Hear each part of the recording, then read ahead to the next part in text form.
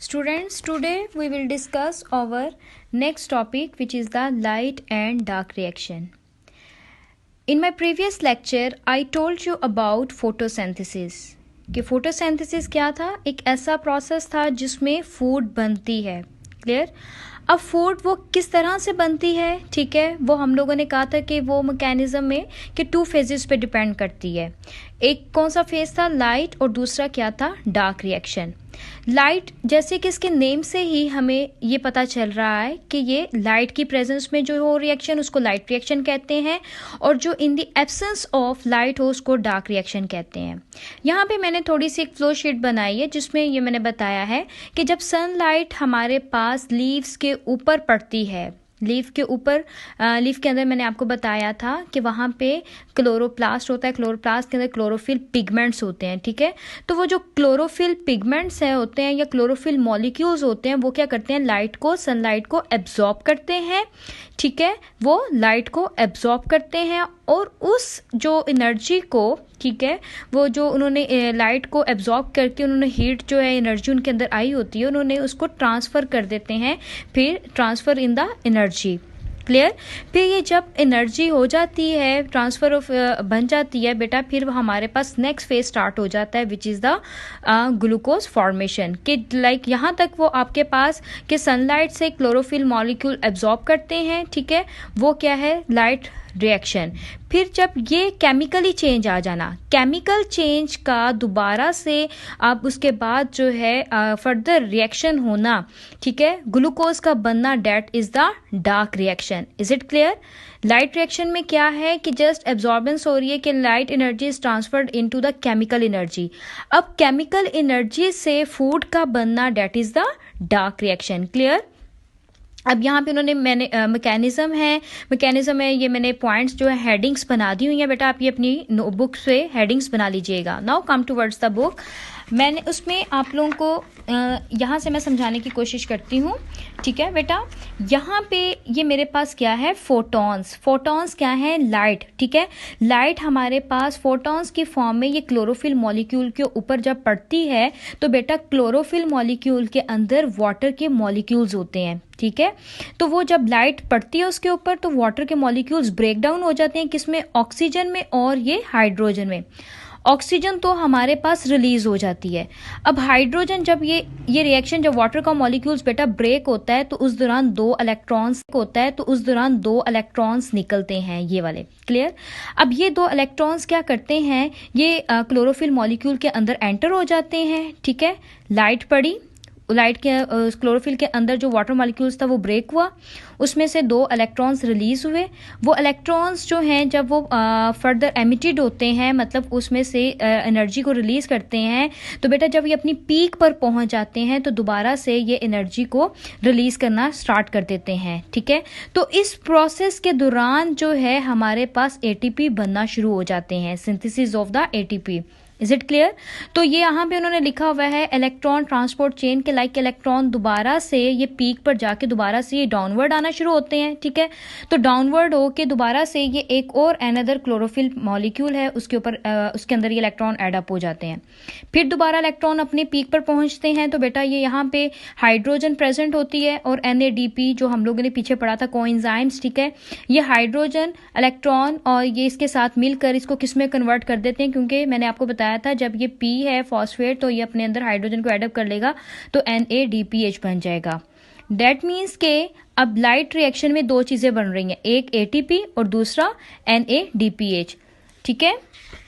अब यहाँ पे पॉइंट्स को देखें. उन्होंने कहा है कि emission of the electrons when chlorophyll molecules absorb light, ठीक है.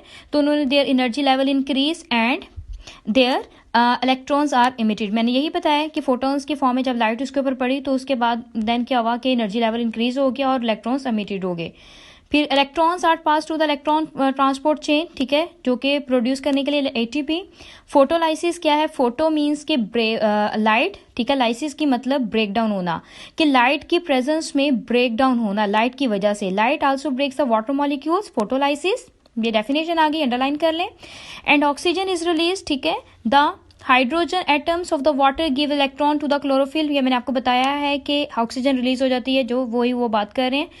फिर NADP वो किस में कन्वर्ट हो जाता है, NADPH में, ठीक है, ये पॉइंट। उसके बाद नेक्स्ट पॉइंट है बेटा कि जी स्कीम, ठीक है, जी स्कीम ये इसकी अगर आप लोग देख रहे हैं तो इसकी जी शेप आपको स्ट्रक्चर दे रहा है, तो इसकी वजह से इन्होंने इसको जी स्कीम का नेम दे दिया है। क्लियर, ये भी आप लोग अंडरलाइन कर लें for the short question as well as for objective. अब डार्क रिएक्शन जो है, मैंने आपको बताया था कि जब लाइट रिएक्शन की प्रेजेंस में जो है ATP और NADP जब बन जाते हैं तो इनसे, ठीक है, ATP और NADPH से आगे फर्दर ग्लूकोज का बनना, ठीक है, that is the dark reaction. अब उन्होंने कहा है कि डार्क रिएक्शन जो है ये हमारे पास किसने, ये डिस्कवरी के बारे में आ जाएगा कि ये मेल्विन कैल्विन थे, ठीक है, उन्होंने और उनके जो कलीग्स थे उन्होंने इसको डिस्कवर किया था।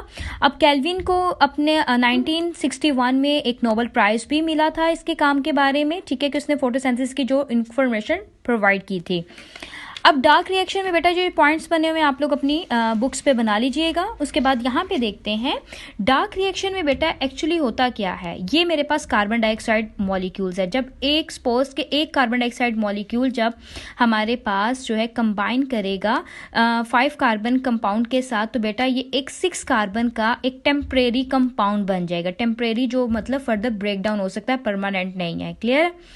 जब ये मेरे पास 3 मतलब ये क्या है, नंबर ऑफ मॉलिक्यूल्स, मेरे पास क्या है, ये नंबर ऑफ मॉलिक्यूल्स, ठीक है, ये मॉलिक्यूल है कि कितने नंबर है, 3 मॉलिक्यूल्स हैं टोटल इसके, ठीक है। तो मेरे पास जो है अब वो 6 कार्बन का एक कंपाउंड बन जाएगा, 6 carbon you can say carbohydrates. Clear. अब उसके बाद उसने कहा ये टेम्परेरी होता है जब इसके अंदर ATP और NADPH, ये हम लोगों ने कहा था जो यहाँ पे बने हैं। क्लियर।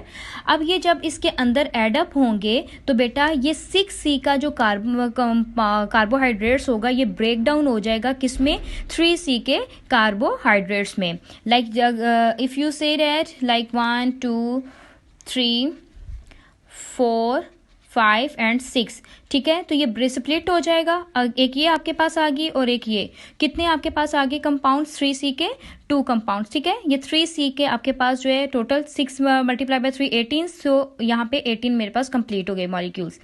अब इसमें से उसने कहा कि 3C का जो एक बनता है वो तो हमारे पास ग्लूकोज बनाने के लिए यूटिलाइज हो जाता है। क्लियर। अब जो दूसरा कंपाउंड आता है 6C का, वो मेरे पास क्या करता है, फर्दर उस साइकिल को गोइंग ऑन करवाने के लिए हेल्प करता है, ठीक है। फिर वो दोबारा से हमारे पास जो है वो रिकम्बाइन होते हैं और 5C का कंपाउंड कार्बोहाइड्रेट्स बन जाता है। फिर वो दोबारा से उसके अंदर कार्बन डाइऑक्साइड गैस एडअप होती है और वो हमारे पास टेम्परेरी जो है गैस एडअप होती है और वो हमारे पास टेम्परेरी जो है वो बन जाता है कार्बोहाइड्रेट्स। यहाँ पे इस तरह से ये रिएक्शन गोइंग ऑन रहता है।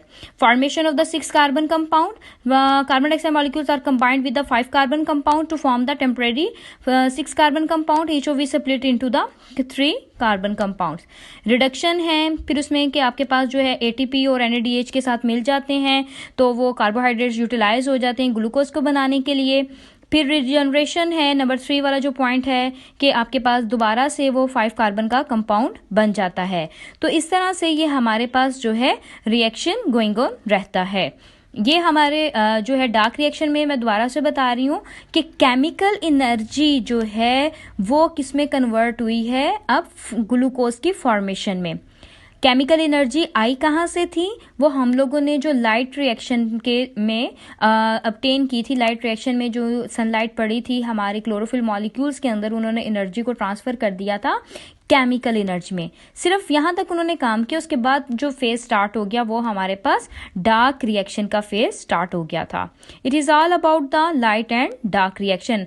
आप लोगों ने बेटा इसकी साइकिल की और ये जी स्कीम की बहुत अच्छे से प्रैक्टिस करनी है। क्लियर है।